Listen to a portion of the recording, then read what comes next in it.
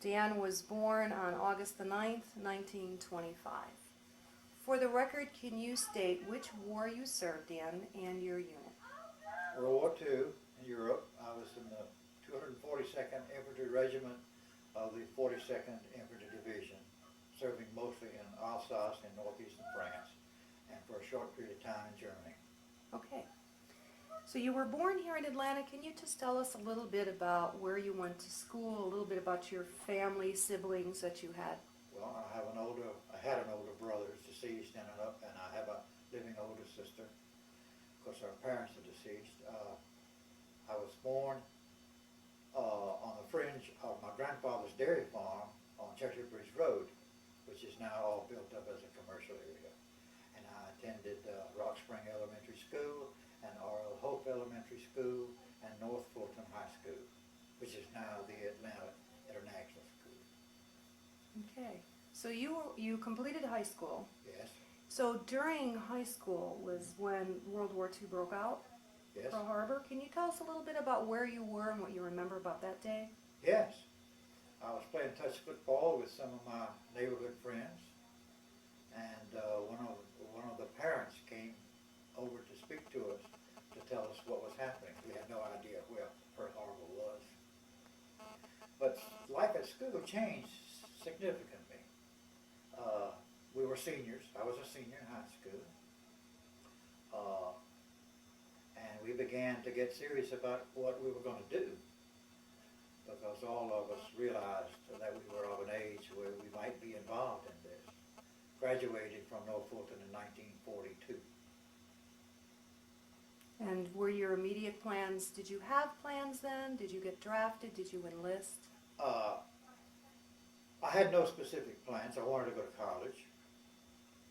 We didn't have a lot of money, so I was restricted as to where I could go to school, so I lived at home and entered Georgia Tech in the fall of 1942 and enrolled in the School of Architecture because that had some appeal to me, although I had no idea what I was getting into.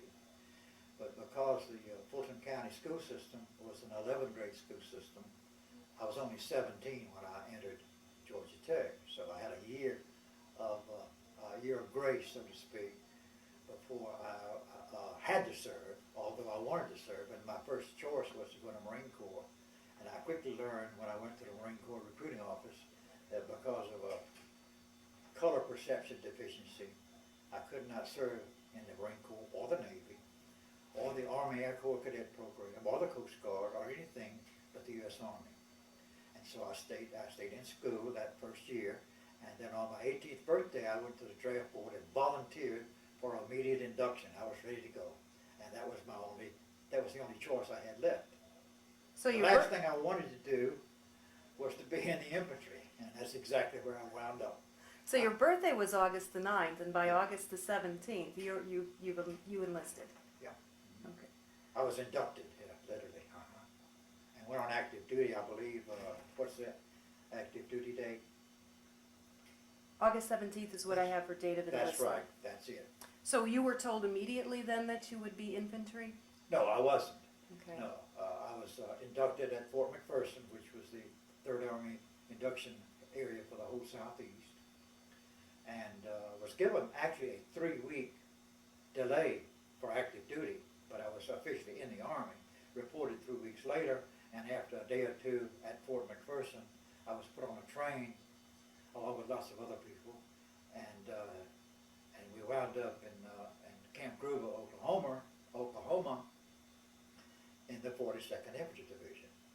And I wound up in Company E, a rifle company, in the 2nd Battalion, 242nd Infantry Regiment of that division. Had you, growing up, had you handled a rifle before, or was this new to you? Oh, I could shoot a .22 rifle or a 16-gauge shotgun. I was not completely unfamiliar with those types of firearms. And so you trained in Oklahoma. Yes. How long was your training period? What was it like? What was your boot camp experience? Well, in essence, the division, which was a very famous division in World War I, had been reactivated in July, and the cadre was collected collected, and the officer corps was collected, and then they began to receive draftees in late August and early September. And I arrived in September, but some arrived after I did, and we immediately began basic training. Were there other Atlantans that you knew at all? Yes. Right, okay. Yes, I got acquainted with a young man who was a graduate of the city school system, Boys High School, whom I had not known before, and we wound up in the same company. And Yeah. do you recall his name? Yes, his name was Frank OFarrell, and he was killed in Europe in January of '45. I do not recall that there were any other people in my company, or for that matter in the unit, from Atlanta. He and I were the only ones, I'm certain, in our company. And how many members made up your company? Oh, 180 or so. Can you lift a little bit about what your day-to-day was like? When did you get up? What was your day Oh, like it during was training? typical boot camps called Marine Corps. Basic training is called in the Army. Typical, all of us brand new. I had a year of infantry ROTC at Georgia Tech, so I was familiar with some close order drill, and I was familiar with the M1 rifle and so forth, so I had a little bit of an advantage. But basically it was early to rise and all sorts of training activities throughout the day, calisthenics and marches and close order drill and rifle range practice and things of that nature, all through basic training, which ended in December of '44. And then in December of '44, you learned where you were going to. No, I was in Company E, 242nd Infantry Division from the very 242nd Regiment from the very beginning. But it was in December when you learned where you were going to be sent overseas. No, it wasn't until the December of the next year. We were in Oklahoma more than a year. Okay, so you were there more than a year. After you left Oklahoma, where was your next point that you Well, went? to Camp Kilmer, New Jersey, and overseas. Okay. And what happened was that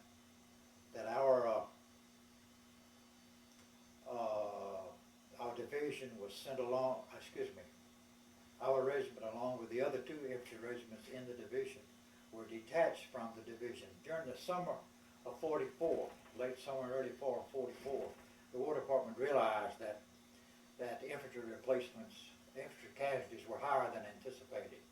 And so rather than wait and send an entire division, which included all the artillery and other units, that the three infantry regiments of the division would be sent over as a task force under the command of a brigadier general who was the assistant division commander.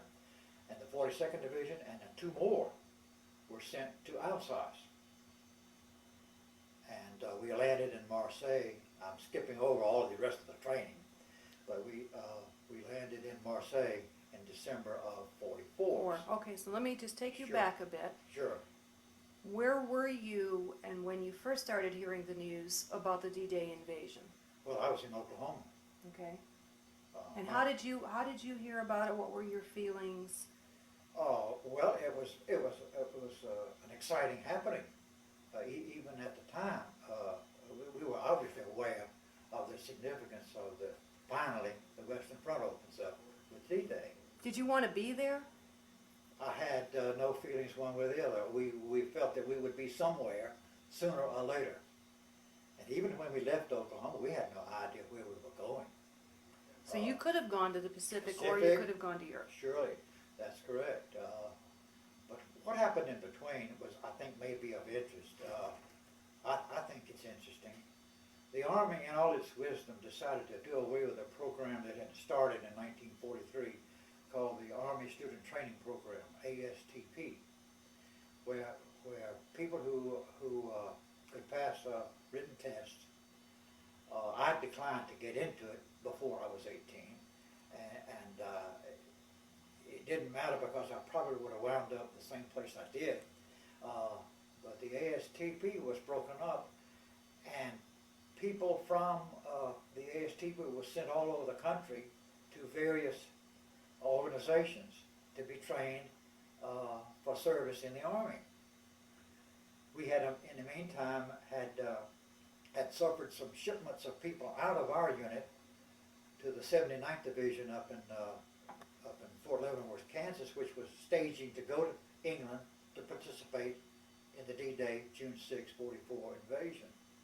And so we needed replacements. Our replacements were either people who had come from the Army Air Corps Cadet Program, who had originally been in the Army Ground Forces and had managed to get into the cadet program.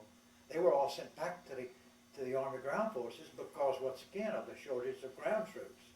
And then the ASTP people came along.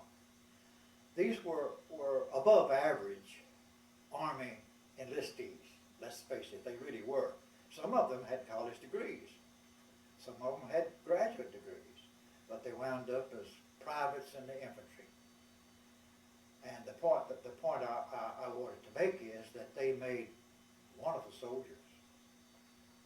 By the time they came along, we had started basic training all over again. First of all for the Army Air Corps ex-cadets, and then started again for the ASTP people.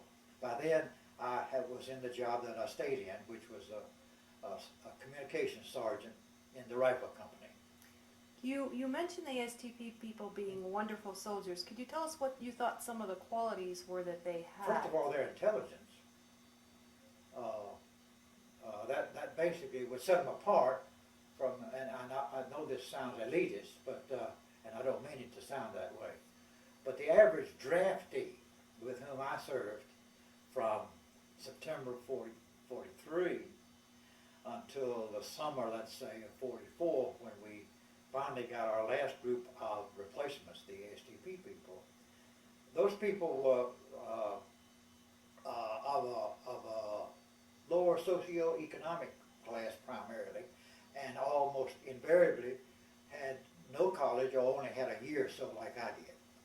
Don't misunderstand me, these were wonderful people. I'm not, I don't mean to imply any elitism about that, but basically the AST people were people who had been recruited into that advanced college program by the Army because of their academic records in high school, or their college records, and their intelligence, their scores on intelligence tests. So they were originally going to be programmed in to be leaders.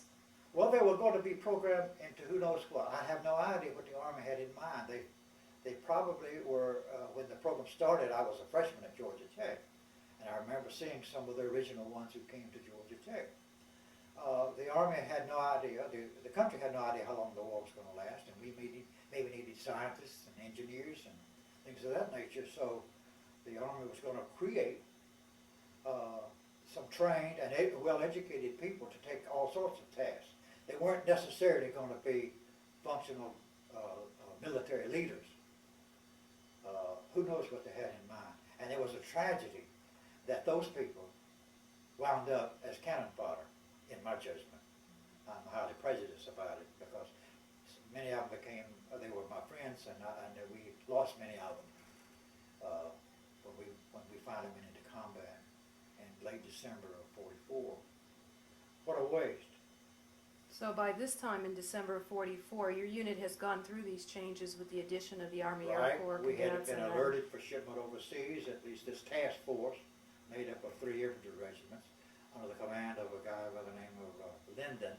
Brigadier General Linden was the commandant of this task force, and we went as 3 infantry regiments without artillery and without engineers and without all the rest of the division operations. So we were strictly 3 infantry regiments. Went to Camp Kilmer, New Jersey. We got shots and so forth, and were in a convoy a few days after Thanksgiving. The date is on there, I believe, for overseas service. And we went to Marseille and disembarked and went into camp in the hills out of Marseille, France, and then got on a train and went to Strasbourg in Alsace. Before you left for overseas, did you get an opportunity to come home? Yes, visit family? Several times. Okay. Indeed, I was fortunate. As a matter of fact, Frank OFarrell, who was my good friend, and I would come home together. We came home probably 4 or 5 times together.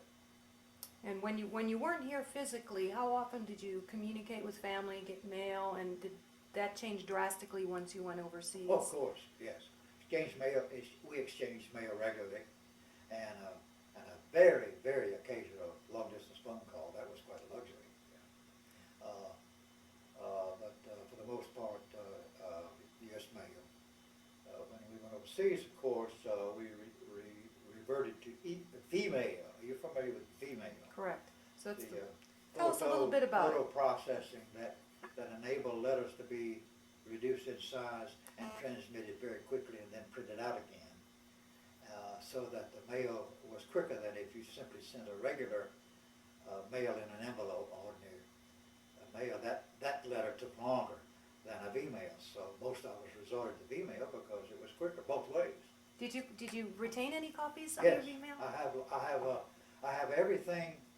No, I didn't retain copies of what I received, but my parents retained copies of everything I sent from the very first day I was in Oklahoma until just before I came home for good.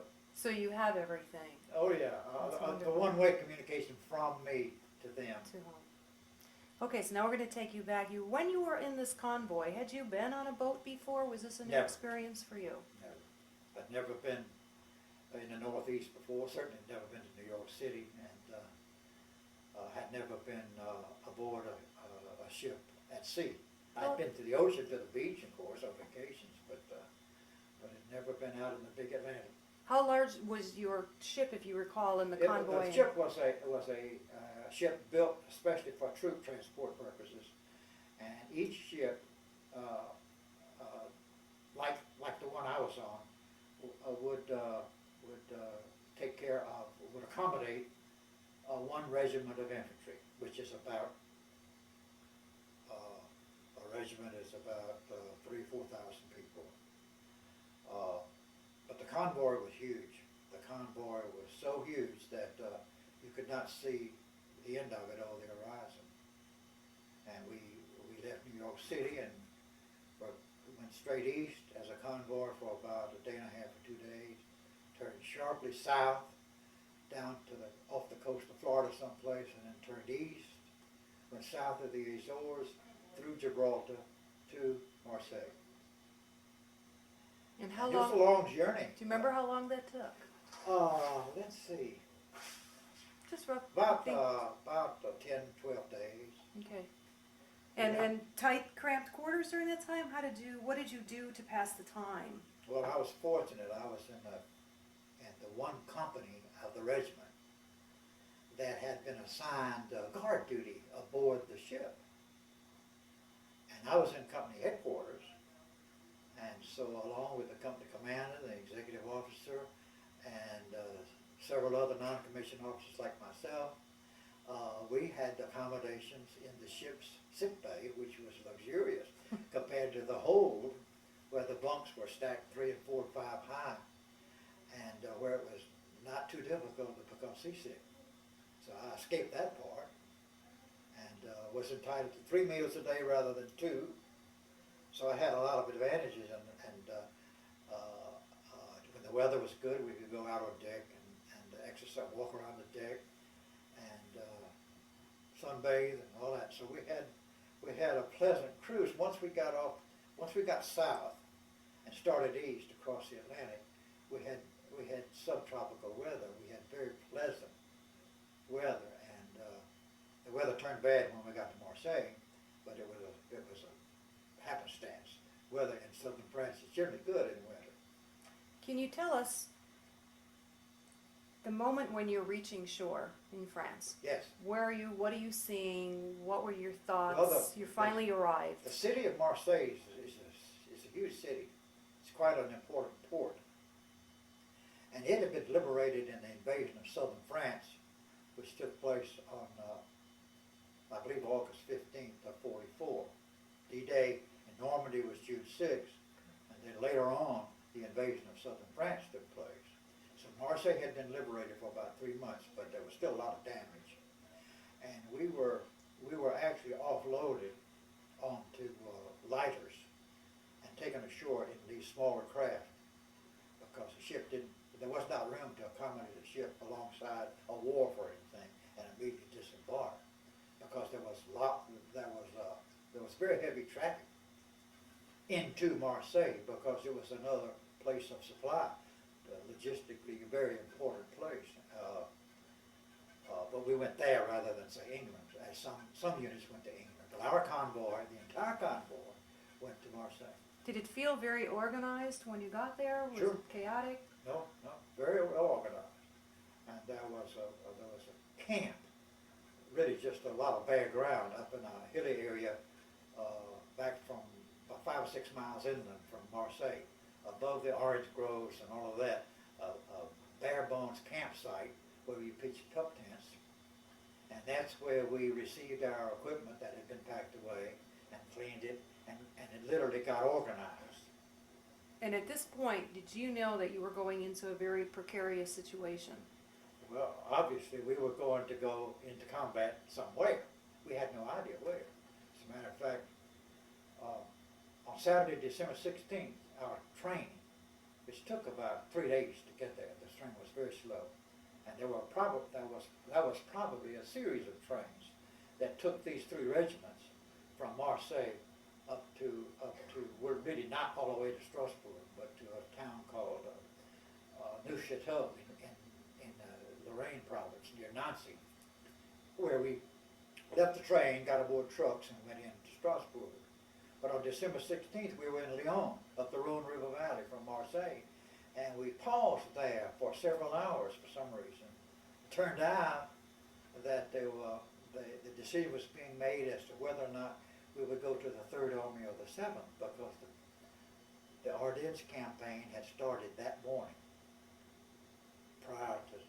Before dawn, the German counteroffensive, known as the Battle of the Bulge, began.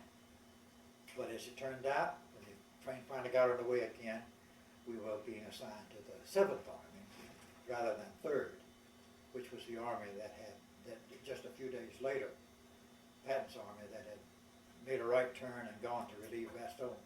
Who was in charge of the 7th Army? Gerald Patch, P-A-T-C-H.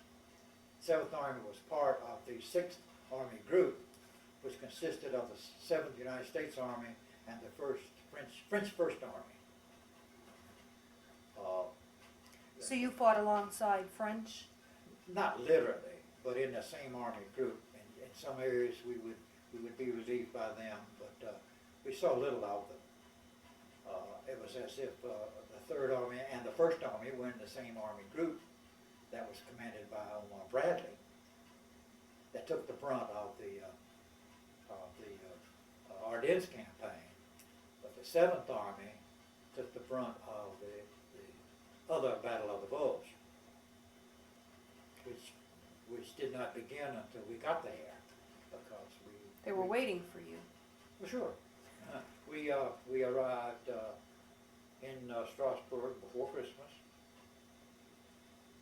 and were originally, for the first night, my particular unit was housed in an old French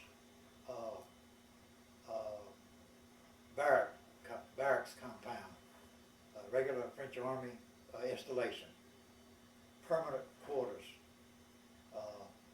and that was very interesting. And we were right in the downtown, just on the outskirts of downtown Strasbourg, very near the cathedral.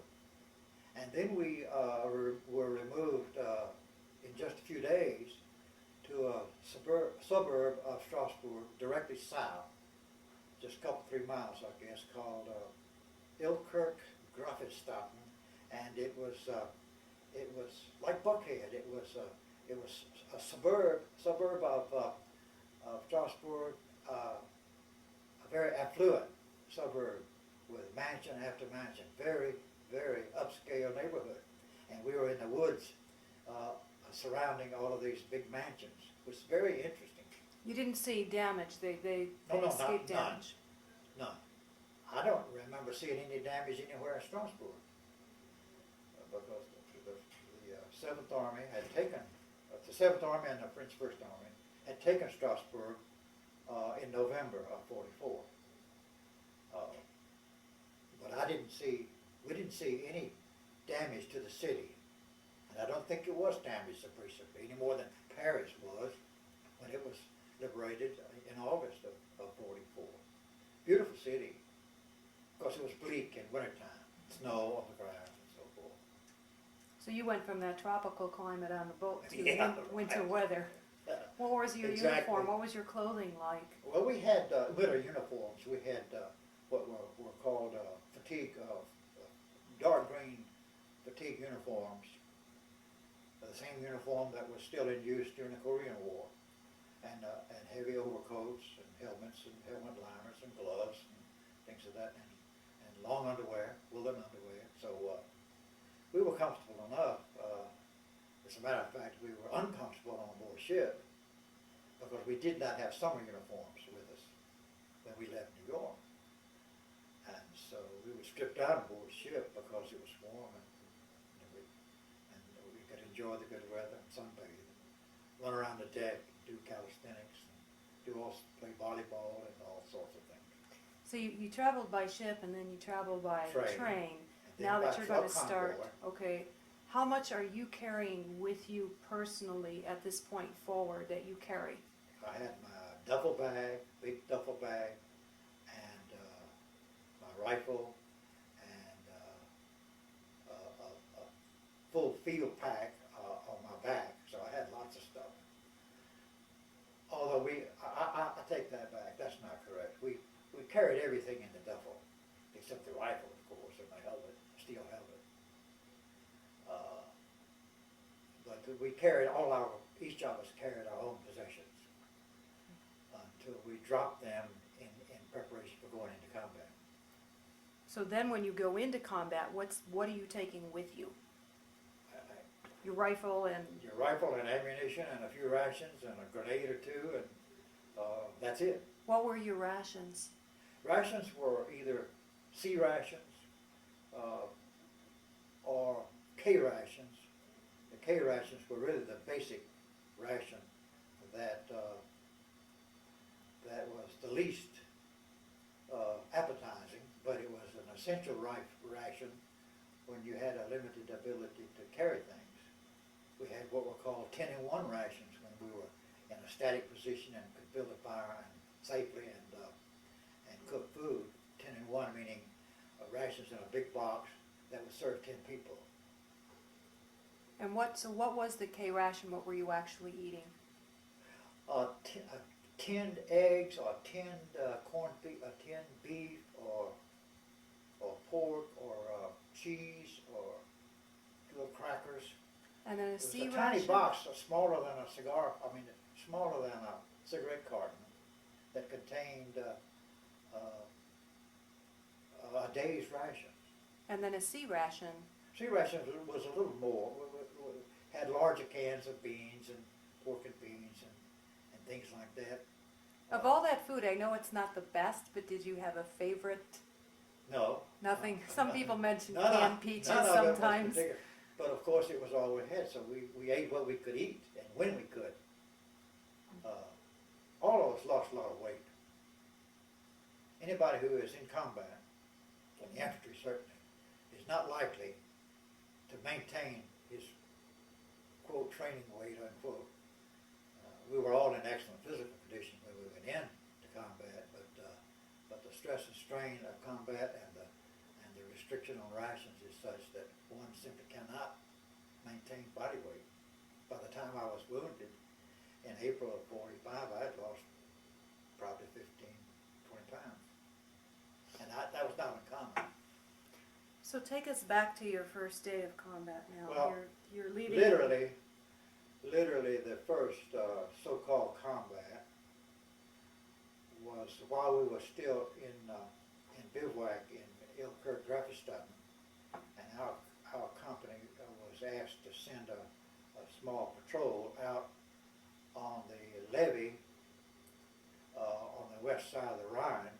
Germans were across the Rhine, to patrol up and down the Rhine at night to make sure that no Germans had been able to sneak across the river at night and begin a big bridgehead directly against the city of Strasbourg. Could you see them and hear them?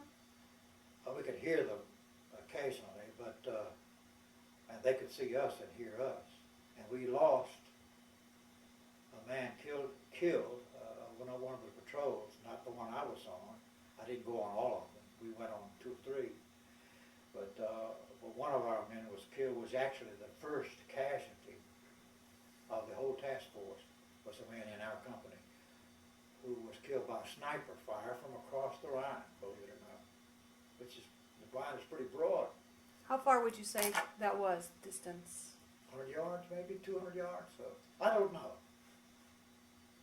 I don't really know for sure. It was not terribly wide, and there was a smaller city directly across the river from Strasbourg. Of course, the bridge was destroyed, I think.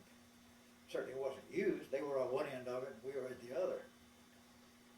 And then we actually went into combat once this second Battle of the Bulge, the Operation Nordwind, began. This second counteroffensive by the Germans, and it was a massive counteroffensive.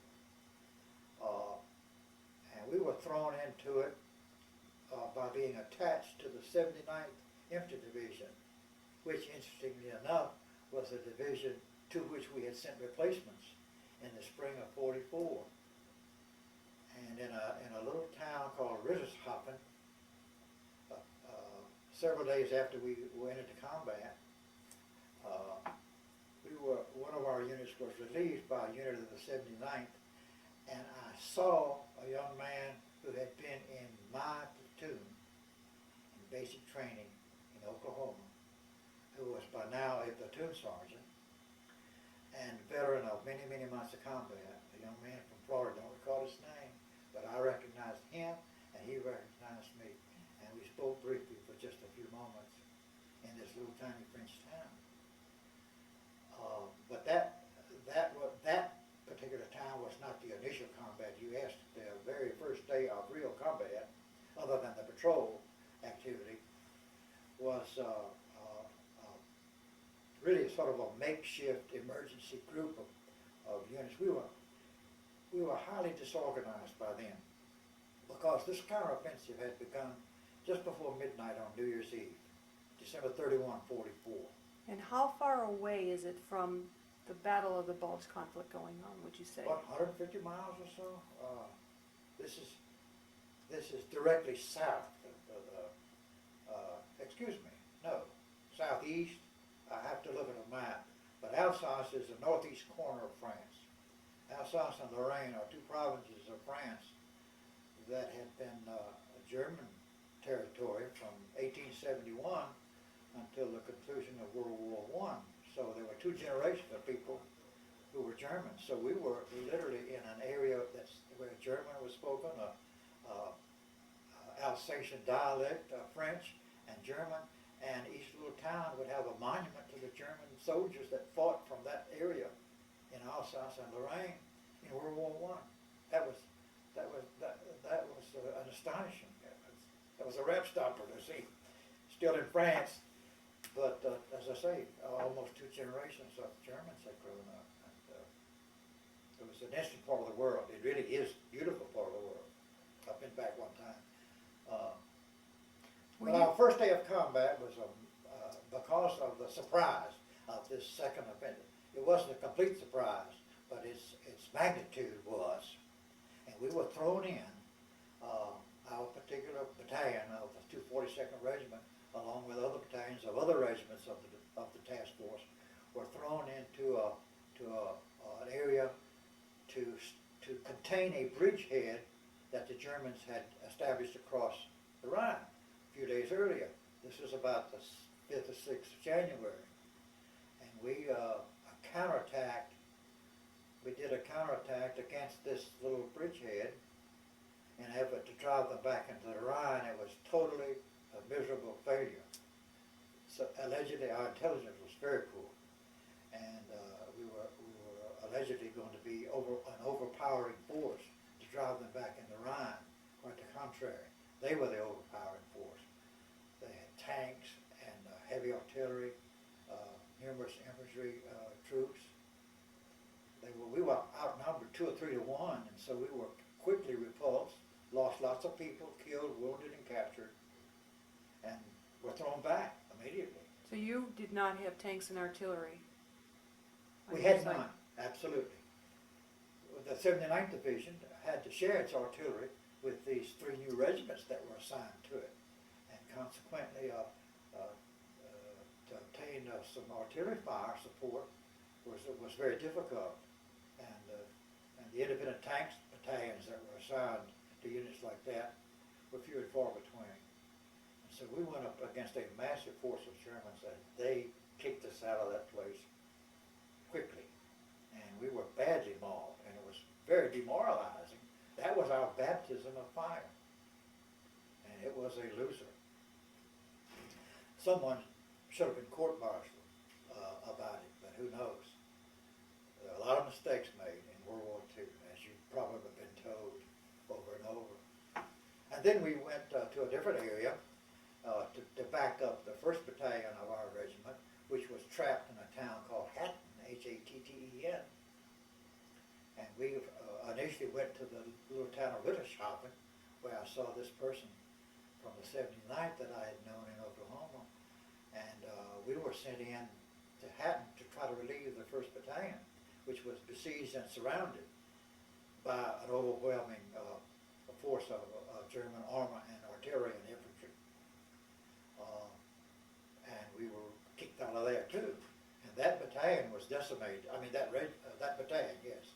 The 1st Battalion, 242nd Regiment, was practically destroyed in that engagement. But they managed to hold on and to defend that city, even though surrounded. And eventually the whole 7th Army pulled back from the area, so we had to give it up a couple of weeks later. But in the meantime, that 1st Battalion of our regiment conducted itself so valiantly that they were awarded a distinguished citation, a unit citation, and one of the men in the headquarters company of the 1st Battalion was awarded the Congressional Medal of Honor, the first Congressional Medal of Honor that was awarded in our unit. But it was a horrible, horrible engagement, and ultimately the town was almost completely destroyed. Many civilian casualties, many killed women and children and old men and old women. And which, was this the town of Hatton? It was the town of Hatton, yes. So you've had to retreat. The From Germans there, are now on and the then other we moved side of the back line. into a defensive line in the Haguenau Forest, just west and south of that area. And we stayed in a defensive position there until January of 1945. And that is the night on which my friend Frank OFarrell was killed. He was in an outpost that was killed by a German sniper.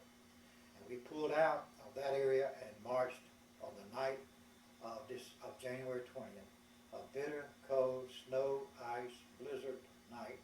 And we marched miles and miles and miles to the town of Haguenau along the Motor River to the fallback line that had been selected as a place to withdraw to, polite word for retreat. But we withdrew to the Motor River line, and that's where we made a stand that finally, in our area specifically, stopped the Second Battle of the Bulge.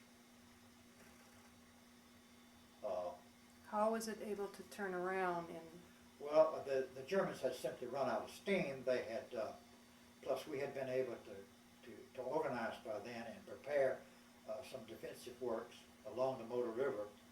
My company was actually, the whole battalion, 2nd Battalion, 242nd, was in a little town called Calton House, which was just south of Haguenau along the Motor River. But it was referred to in military histories as the Motor River line. It was the final, it was a final defensive battle in Europe in World War II. And General Jacob Devers, the Lieutenant General Devers, who was a commander of the 6th Army Group over the 7th Army and the French 1st Army, said that it was the finest defensive battle ever, that we literally stopped them. Their lines of communication were too long, the supply lines. The whole counteroffensive ran out of steam. The Ardennes campaign had already been contained. Bastogne had been saved. As a matter of fact, the Bulge, so-called Bulge, was being pushed back into place to the line, too close to the line, the original line that existed prior to December 16. So this second Battle of the Bulge ended on January 25th, 1945, and after that we were taken back for rest and replacements for a week or so. And we were relieved, but we had been in combat since the first couple of 3 days in January, continuously until that day. That was quite a battle. My company commander, who managed to survive the war without a scratch, was one of the few persons who was awarded a Distinguished Service Cross for that engagement. And was this the time when you got your first your Bronze Star. combat infantry badge? That's when I got the Bronze Star. I got the combat infantry badge just a few days after we started scrapping. But I was awarded the Bronze Star for my small part in that defense of the Motor River line. And a lot of people weren't awarded anything who should have been. How was that recognition done? I don't know. It had to be some sort of eyewitness thing, or in my case, I'm certain that our battalion commander, a wonderful guy by the name of Reynolds, knew what I had done and saw to it that I got some kind of award. Can you tell us a little bit about a detail about what you Well, did? it was a very peculiar situation. If you're familiar with military tactics, our company, what was left of the company, about 40 men out of 180 or so, was strung out along a road between Carlton House and the next little village. But the company headquarters was in a house in the little village. And the village was actually exposed to the Germans more than the main line of resistance where our troops were. And I was in this house, and the company commander was there initially, and then he went out to the line to rally the troops and hold off this onslaught across the Motor River, right directly in front of our unit. The town was, in the meantime, infiltrated with Germans, and they were all over the place. And I was in the house maintaining communications for my company and for two other companies because their radio batteries had gone down. And so I was a center of communication, just a happenstance thing. I happened to have an extra battery. And so I could communicate with battalion headquarters and with the artillery liaison people and so forth on behalf of the other companies whose radios were too weak to do so. And there was a young man with me who was one of the runners. He and I were in the house during artillery barrages and whatnot, and we managed to stick it out and keep that communications going. So that was what it was for. Bronze Star is awarded for two levels of performance. One is heroic and one is meritorious. Mine was the meritorious part, because I didn't fire a shot.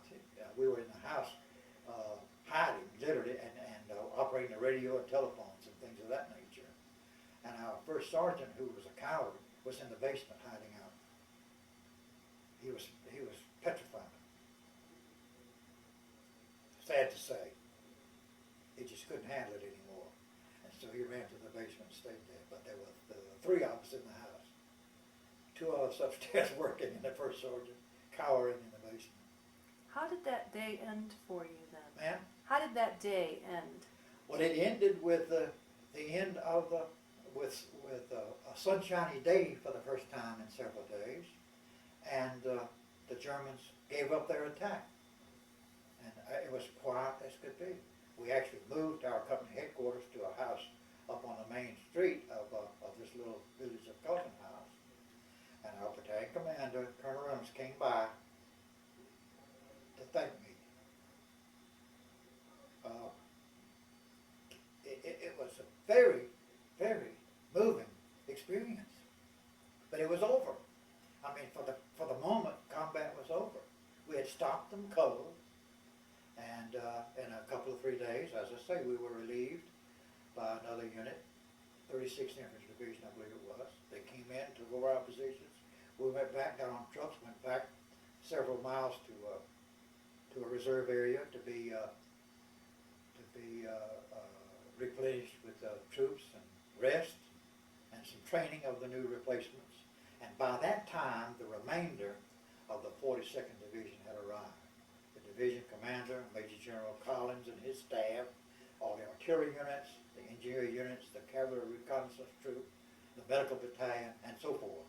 So we began to function as a full division, independent of the 79th, and the task force, of course, ceased to exist. Task Force Linden, named for the assistant division commander who had been in charge up to then, ceased to exist. And then we were in defensive positions throughout the mountainous area of Alsace, the Vosges, V-O-S-G-E-S mountains,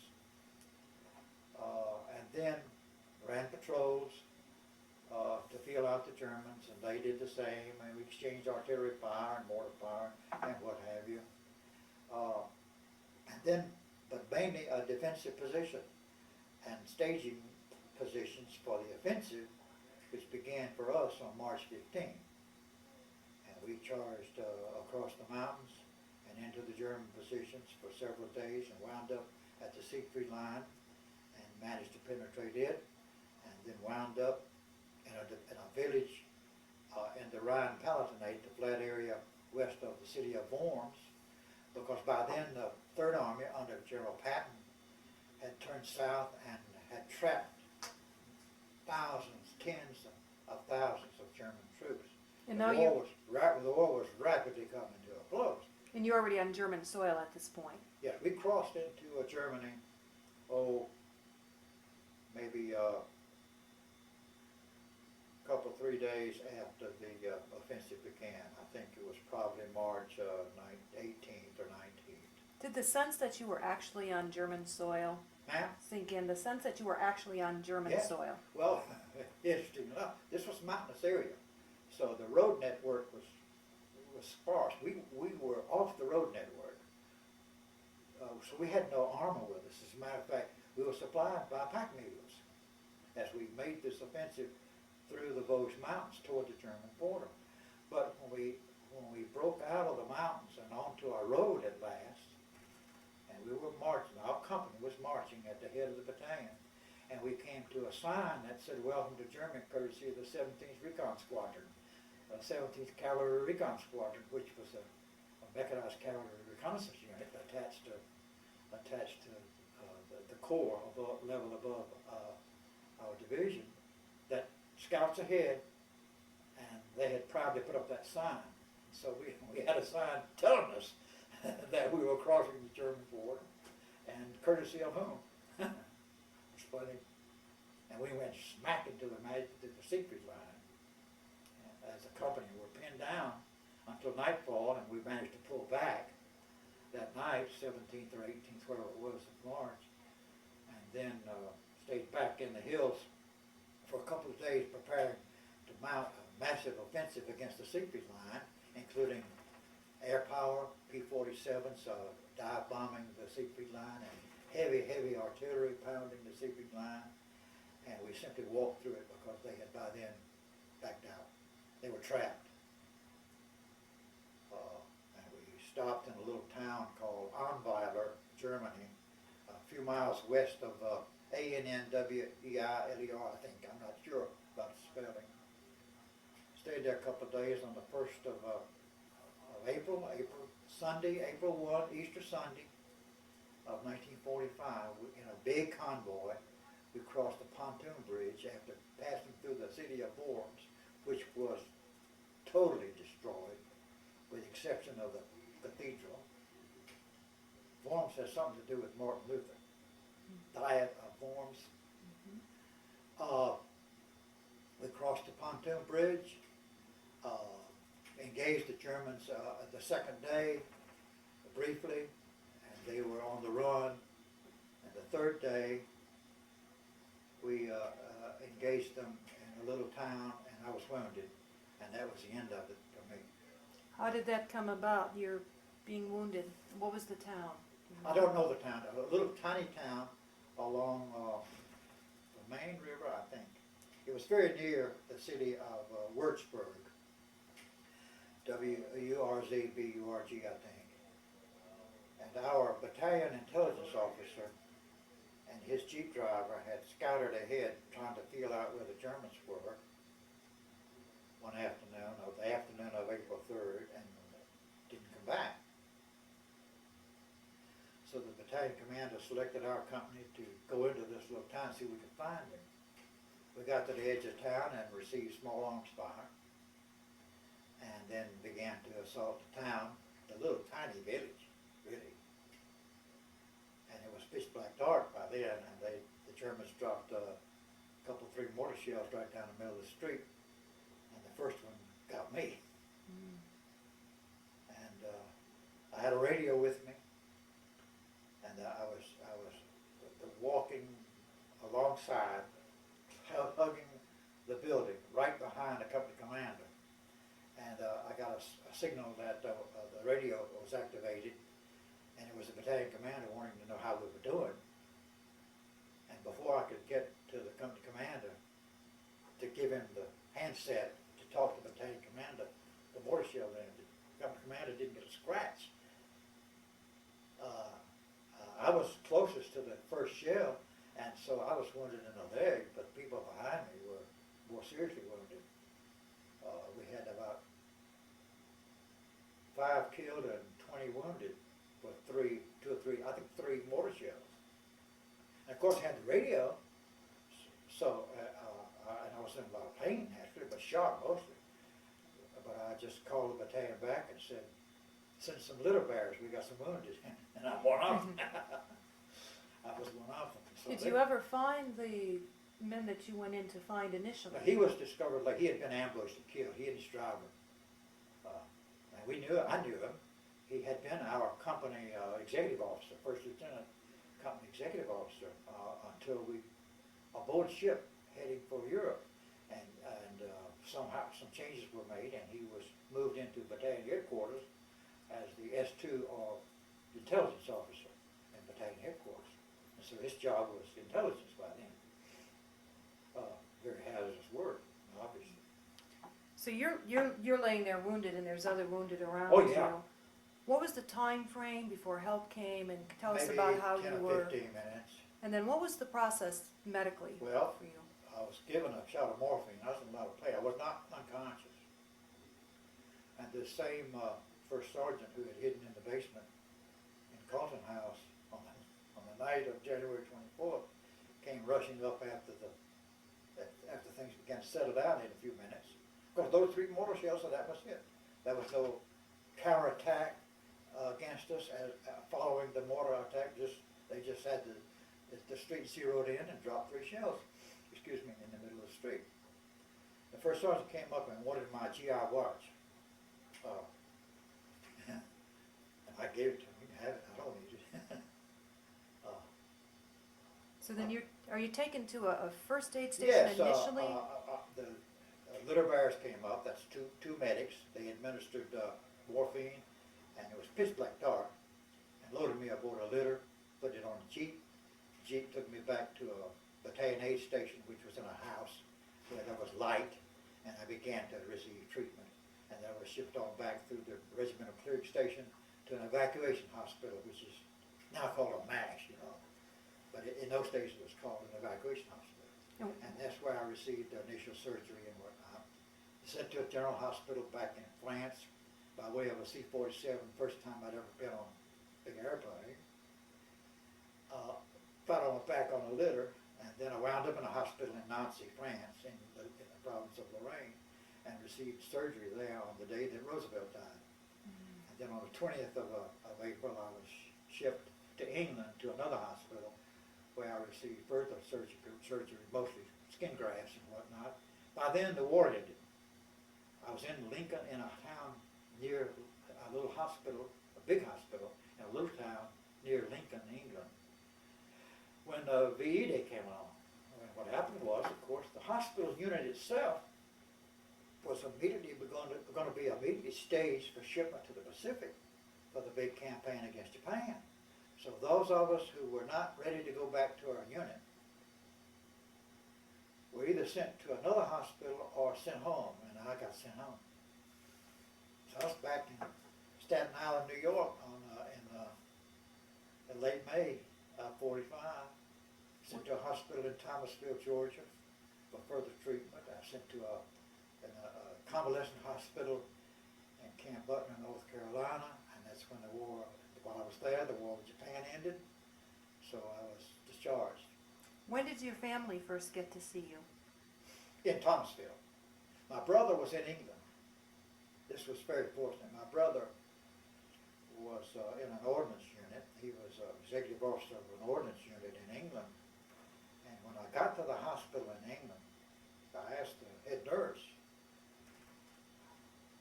how could I get in touch with the Red Cross? And she said, quote, what the hell do you want with the Red Cross, unquote. And I said, well, I have a brother here in England. And so she put me in a wheelchair and wheeled me in her little cubicle, picked up a phone directory which had every unit, American unit in England. And in a couple of minutes I was talking with him on the phone.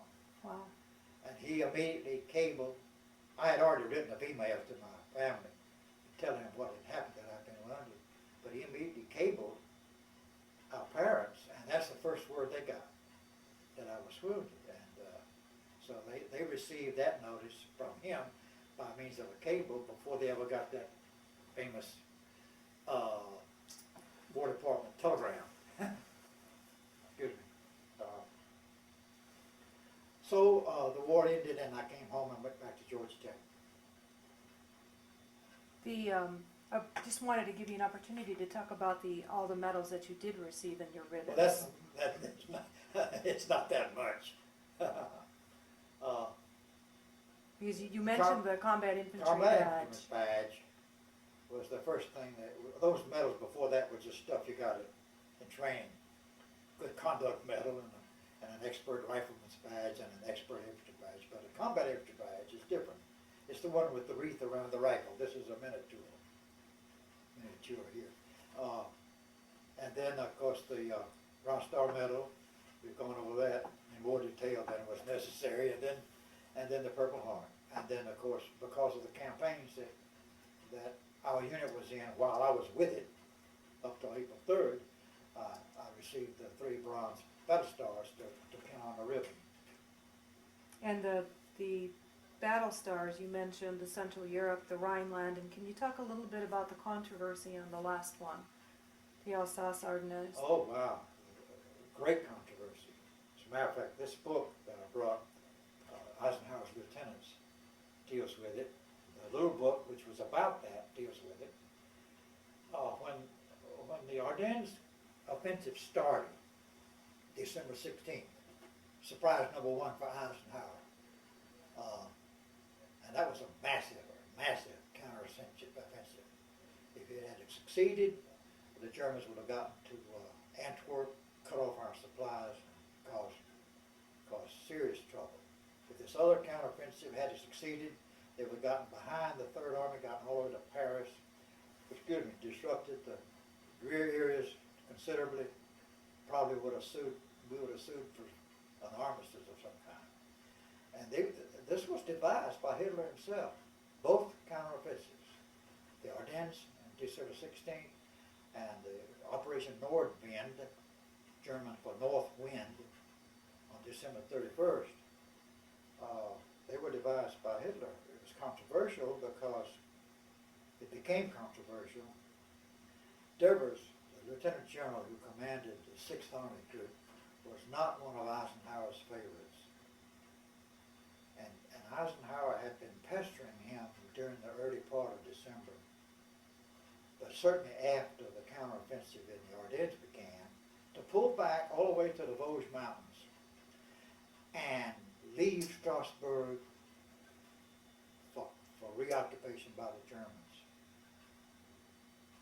which would have been devastating to the French. Strasbourg is a very historic city. It was German from 1871 until World War I.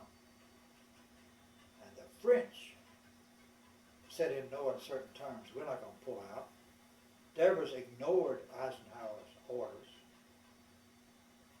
said we're going to hold right where we are, and if necessary, we'll fall back to the Haguenau Forest, and then we'll fall back to the Motor River line. And only if we cannot hold the Motor River line will we fall back to the Rouge Mountains, the third line of defense. And in the meantime, he's changed the army boundaries so that the French First Army was responsible for Strasbourg, and they weren't about to give it up. And it was really never seriously threatened, although that was one of the objectives, was to bypass it and then take it with ease by the time if they had succeeded in this big offensive. So there was a showdown, allegedly, well, not allegedly, it obviously happens, it's in both these books. There was a showdown between Devers and Patch on the one side and the French on one side, and Walter Bedell Smith, who's Eisenhower's chief of staff, and somebody else from Shave, from Supreme Headquarters, about this whole matter. And Churchill was there, and it was held in, I think, in the 7th Army Headquarters, somewhat back of our lines.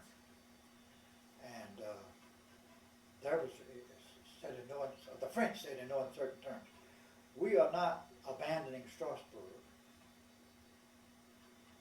and if you force us to somehow, we are going to." De Gaulle was there. That's right. In addition to the commander of the French First Army, De Gaulle was there. He was the provisional head of the country. He was in on this powwow. And he said, if we are forced out of Strasbourg, I'm going to close the French network of rails and highways and communications. What a threat. Churchill was there and he witnessed it apparently, and all of this. And he persuaded Bedell Smith to put in his horns, go back and tell Eisenhower to leave Devers alone. that was very controversial. So no wonder, as I say, that these are my words. I think it was Eisenhower's second embarrassment. His first embarrassment was, of course, the Ardennes counteroffensive. The second one was the Operation Northern.